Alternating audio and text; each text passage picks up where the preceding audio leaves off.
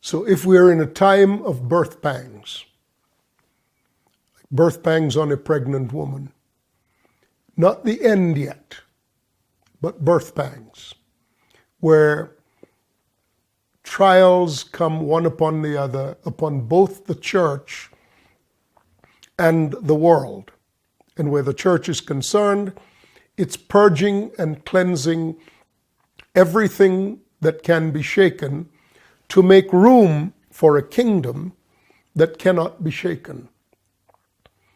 So God is not sentimental about things that oppose his purpose, nor is he obligated to prop men up who have strayed away from him. And we talked in the last time about various ones who are now the objects of scrutiny, who are being mocked and laughed at as buffoons and false prophets. And we've had a plethora of those lately. I mentioned many of them, including blood moons and all of the rest of it. They've played fast and loose with the things of God with unholy hands. They've laid a hold of holy things, and God is repulsing them. He is pushing them back. But he's making room, and these are minor considerations. I mean, they're obviously major considerations to the persons themselves and the ones who have invested faith in them. But to God, they're minor considerations. It's purging the threshing floor, as it were, preparing the way of the Lord, pulling down the high places and filling up the low places to make a highway of holiness for what God is about to bring into the earth. And we see that that is a kingdom that cannot be shaken. And in light of that advent, and it's not that the kingdom is coming, the kingdom is already here. The kingdom has been here and functioning. But he's about to clothe people. He's about to clothe the corporate man with the authority of Christ, to represent him in the corporate man, in the earth, in these last days, in these times. That's what's going on.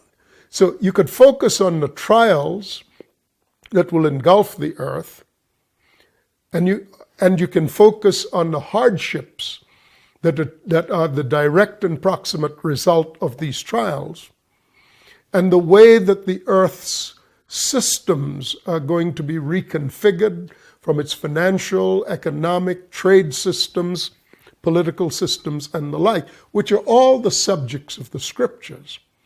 Or you can focus on what the reason for all of this actually is, because this is the original intent. It is what God meant to do when he created the heavens and the earth. When he put man on the earth, he had done the last thing necessary to ensure that his intent for all of creation, the heavens and the earth, would be fulfilled, which was that on the earth, at the finish of the age, that a man, a corporate man, in the image and likeness of Christ, of God, would stand up, would be beheld. That man could be measured by the fullness of the stature that belongs to Christ, for such a man is a mature man who carries the authority of Christ in the earth. That is that man who, like Adam, will suddenly appear. He'll appear fully grown, so he's a man, but his presence in the earth has been unprecedented. So in that sense, he'll be a child, a new entity, fully grown. Like Adam, he was a new entity in the earth, a man, but the Son of God, the child of God, first appearing on earth of one of the two sons of God. All right? So it'd be a full-grown man, which is why it's called a man-child. Now, that's the thing that God is about to bring into the earth. This picture has had a stunning series of prophetic references ahead of time, ahead of the time of his appearing. This mature man who appears to be born in a day, just like a kingdom appearing in maturity in a day, because that's the day that God chooses to pull back the veil and reveal the thing he had been doing all along. Just like in the days of Jesus, for 30 years since his birth, God had been working to produce that man who, standing up out of the water in Jordan and coming up out of that water, reference to coming up out of the Word, because this was the son of promise, and the Word contains the promise. Coming up out of the water, the Holy Spirit descends on him in the form of a dove, and a voice is heard out of heaven saying, "This is my beloved Son in whom I'm well pleased." And that's God's introduction of the mature Son to the world as a first look at what he'd been doing in secret. In the same way, God has already been building and establishing his kingdom, which is the basis of support, of authoritative support of this mature Son. So the Son is not the kingdom. The kingdom is the basis of authority that has been established for the support of the activities of the Son, this corporate Son. So this corporate man is what all creation has been waiting for. And Daniel caught a glimpse of him all those many millennia ago. I want to read you something from the book of Daniel, chapter 10. He identifies the time of this as in the 3rd year of Cyrus, the king of Persia. So the Medo-Persian Empire had replaced the Babylonian Empire, and now the Persian Empire had emerged out of the Medo-Persian Empire.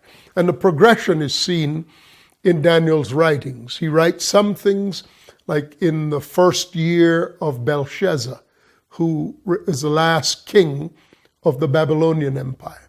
Then he writes some things about the 1st year of Darius, the first king of the Medo-Persian Empire. And now he writes about the 3rd year of Cyrus, the king of Persia, the first of these Persian kings. So we can see the progression in history through the way Daniel identifies when he got the revelation. Daniel, by the way, had been given a Babylonian name, and it was Belteshazzar. Not Belshazzar, but Belteshazzar, like Nebuchadnezzar.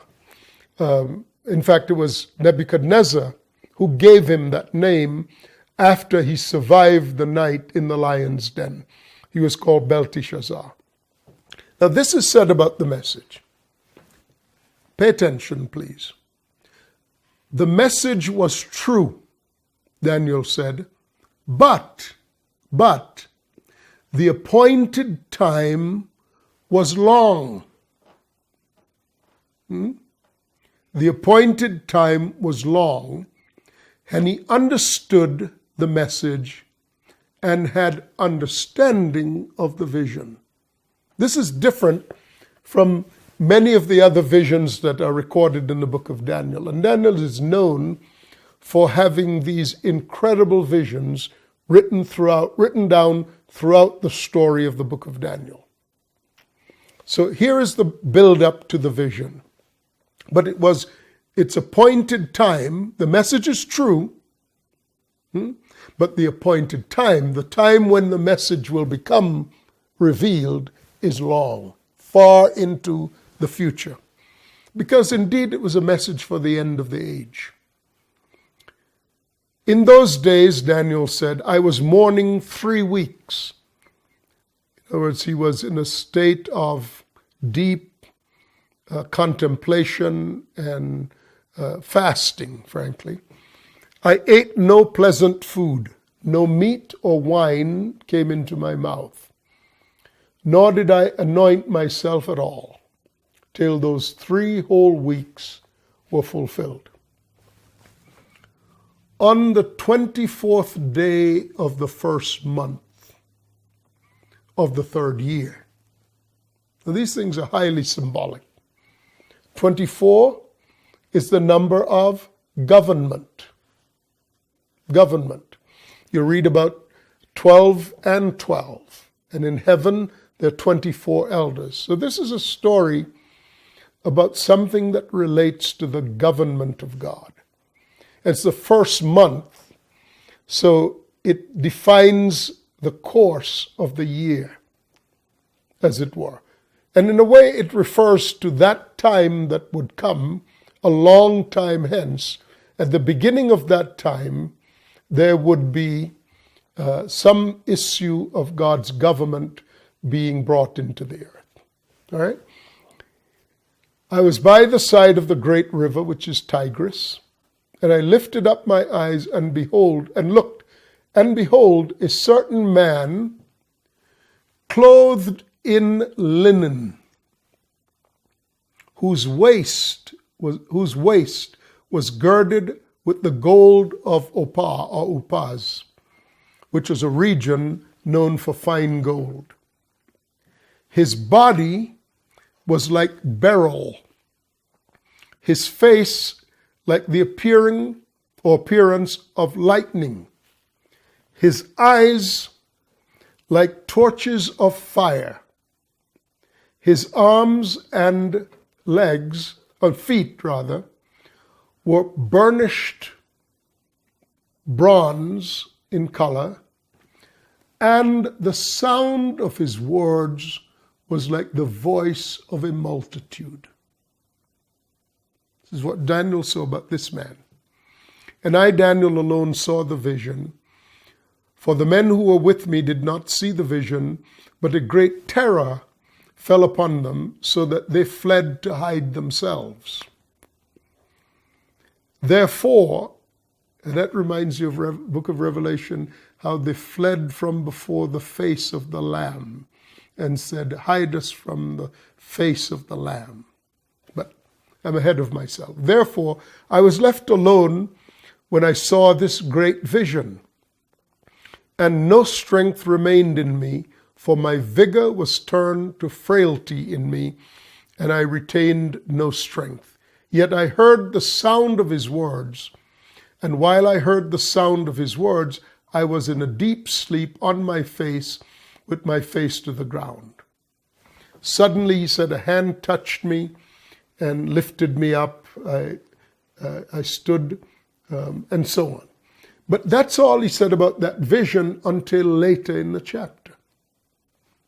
And later in the chapter, he was given more of the vision, but not of that particular man who was standing clothed in linen and so on. He was in fact given what are called the 70 prophetic weeks of Daniel at the end of the 10th chapter through the 11th chapter and so on. And then he comes to the 12th chapter, and there's something he picks up with the man again, with this man. Now this time, this man is speaking. Daniel said, then I looked,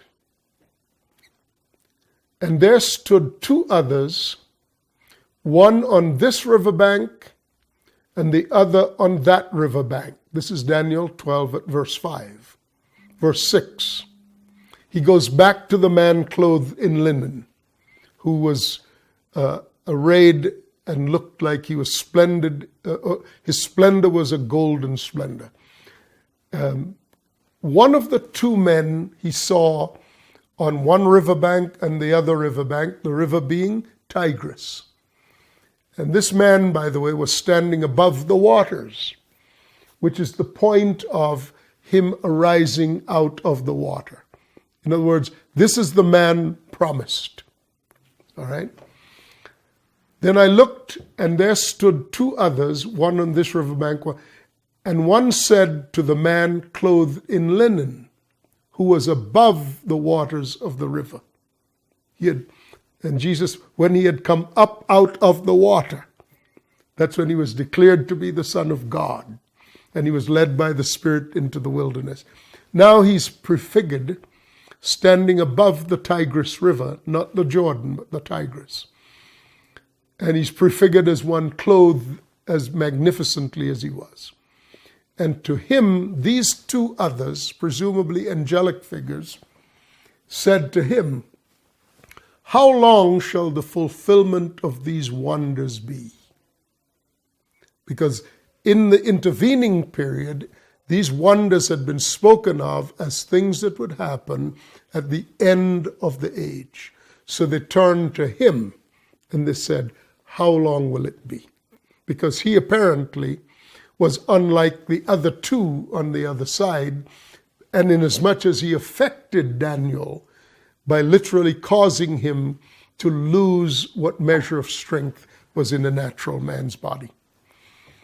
Then I heard the man clothed in linen, who was above the waters of the river, when he held up his right hand and his left hand to heaven, and swore to him who lives forever, swore to God, that it shall be for a time, times, and half a time. And here is this incredible verse. And when the power of the holy people has been completely shattered, all these things shall be accomplished. Now, the Jews have been referred to as holy people. But this is a different thing. This is not a reference to them returning to the land, restoring the temple, restoring the walls of the city, as they did from Babylon, waiting for the coming of the Messiah. This is a glorious man whose voice is the voice of many waters, or the voice of many people. This is a corporate man. This is a corporate man who has, according to the book of Revelation, the 17th chapter, or the 19th chapter, where he says, "I counsel you to buy of me fine raiment wherewith you may be clothed," and that's fine linen where you might be clothed, "and gold tried in the fire." When he's speaking and the same thing is repeated when it said, or early on is spoken in the first chapters of the book of Revelation, when certain churches claim to be rich and have no need of anything. And he said, "You're poor and weak and miserable and blind, but I counsel you to buy of me gold tried in the fire and fine raiment with which you may be clothed." And he describes the fine raiment as the righteous acts of the saints. But then in the first chapter of the book of Revelation, where John is on the island of Patmos, and he turns to see the voice that had been speaking to him, which had spoken to him from behind where he was standing. When he turned to see that voice, he sees one arrayed much like this description in the book of Daniel of the Lord Jesus Christ. And he's described as the Alpha and Omega, the beginning and the end. And he goes on to say, here's the following. He said, "I saw one like the Son of Man, clothed with a garment down to his feet, girded about the chest with a golden band. His hair," this is Revelation chapter 1, verse 13, starting, verse 14 says, his head and hair were white like wool, as white as snow, and his eyes were like a flame of fire. Same description. His feet were like the fine brass, as if refined in a furnace, and his voice as the sound of many waters. Daniel saw a prophetic vision of the corporate Christ. He appears to John in the same way. But on the earth, it was meant to be in the last days, the glory of God's appearing would be upon a people. And therefore they were counseled to buy fine raiment, fine linen, wherewith they should be clothed, and gold tried in the fire, by which their wealth would be determined. What's the gold and the fine raiment? The fine raiment stands for the righteous acts of the saints, and the gold tried in the fire is their character, the character that produces those acts. So it's not, when Daniel saw it, he was blown away by the glory of it, because he saw it in a prophetic vision. Now, if you have eyes to see, you will see it as it is. But if you don't know what you're looking at, as Daniel did not, he saw it from a spiritual viewpoint as a vision, and in the vision, this corporate man was resplendent in glory, and he declared that and in fact, the only thing he seems to be connected to in this vision is when he was asked by the two attendants on the right and on the left, when will the end of the age come, and what will be the consuming events? That's the only thing he's used for. He's not the angel Gabriel who comes and gives him the vision of the 70 weeks, or it's not a vision in which he sees 4 great beasts or any of that. Here is the appearing of this glorious man before whom Daniel, the great prophet, falls down like he's dead. And the only thing associated with this glorious man is when he's asked to declare when will the consummation of the age be? And he says, it'll be for times and half a time, when the power of the holy people has been finally shattered. Since the Roman Empire, Constantine gave the power of the empire to the church. And the strength of the church for nearly 2,000 years has been its hegemony over human society, particularly Western civilization. Western civilization was made to accommodate the religious views of the state's church.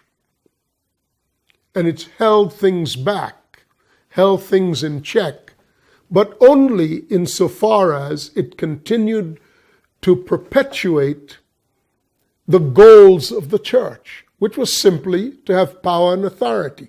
But there was never the understanding. There has never been in the church for millennia, since the early apostles were gone. It seemed that the church lost any reference to its role in the earth as being the image and likeness of God himself. And therefore there's been no theology insisting that the people grow up to become the splendid man seen in this vision. So the counterfeit has always been the use of state power to maintain the position of privilege of the religious system. Every variation of that is a variation on the same theme. But listen, God always intended to bring forth a glorious man on the earth who is in his representation exactly like Christ. It's why Christ came. He's the pattern son. He is the mature son who only does what he sees his Father doing, to whom the Father reveals whatever the Father is doing. All this other stuff has been in the way because it's promoted the primacy of men in their infantile grasping for power and authority as orphans would. These are not people who preach the gospel of the sonship of man to God, nor did they understand the ways by which sons are assembled to families to be made into mature people to carry the glory of God. The end of the age is a separation out of that. And so, what we're seeing is this. This is the consummation of the matter. Revelation 22:10 says, "And he said to me, do not seal up the words of the prophecy of this book, for the time is at hand." At the end of the age, this is what it will look like. "He who is unjust, let him be unjust still." This is how God is dealing with people in these days. Who has been historically unjust, he's going to be left in that condition. Let him be unjust still. He who is filthy, let him be filthy still. But he who is righteous, let him be righteous still. He who is holy, let him be holy still. The end of the, behold, I come quickly, and my reward is with me to give to every man according to his work. I am Alpha and Omega, the beginning and the end, the first and the last. Blessed are those who do his commandments, that they may have right to the tree of life and enter in through the gates into the city. Gates, as I've talked about before, are fathers. You come in through the fathers into your inheritance, into this glorious allotment of the house of God. So, here we are at the end of the age. God is sweeping away the pretenders, the charlatans, the frauds, and the false. He's sweeping them away. It's the hand of God. And no amount of praying is going to change that outcome, because it's God doing it. He's just using the coronavirus and the destabilizing effect on it to bring to the surface all this dross and putrefying excesses that have been rotting underneath the surface of glitzy sounding words. These cannot be denied anymore. The truth of who these people are, the truth of the regarding their doctrine and the nature of the falsity that they have propagated, it can't be pushed back.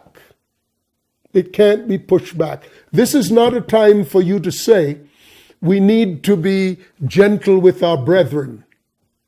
This is a time when God is casting out the money changers and the filthy ones from his house. This is a time of the great falling away, because judgment has begun at the house of God. When it is finished, the house will be cleansed. And this glorious man will stand up in the earth. This will happen, the appearing of this glorious man will happen when the power of the holy people has been finally broken.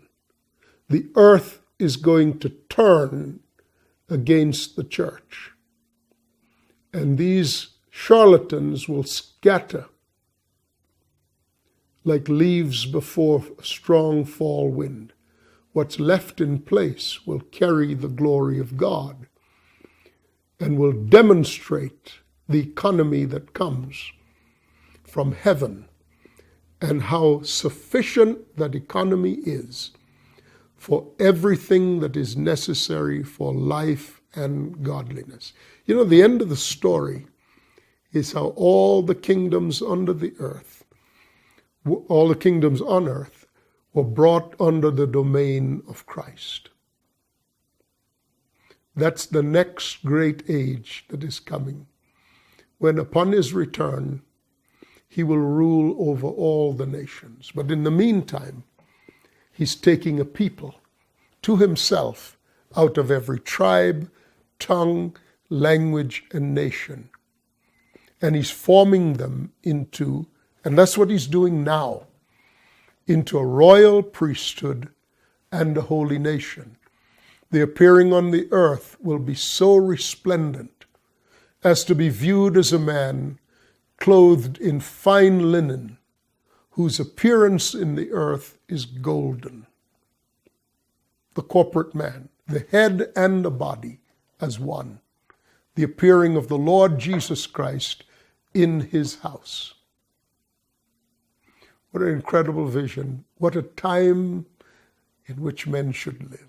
What a time we are living in. No, no, no. We're not going to be raptured out. That's a bogus doctrine. Never was true. In fact, by now we should have been raptured out if the proponents of this doctrine were correct. They're not. Just like the proponents of the faith doctrine spoke a bogus word about faith. Faith is to lie down in death in the certainty of who God is. Faith is about coming into God's rest. It's not about airplanes and mansions, although I have nothing against mansions or airplanes. I don't have a theology of poverty and deprivation. To be poor is not the same as being humble. That's as false as to be rich is the same as being blessed. These are false doctrines on both sides. We're talking about a kingdom. They only spoke of church, not the kingdom, not the glory of the appearing of God on the earth. We're now about to see the entrance by heralds announcing. Heralds who've come from the king, announcing good news. The good news of the appearing of Christ in his own house. Now, and the glory of it, the likes of which the world has not seen, but it has been building to this. But its appearing was reserved for such a time as this. Grace and peace be with you. Amen.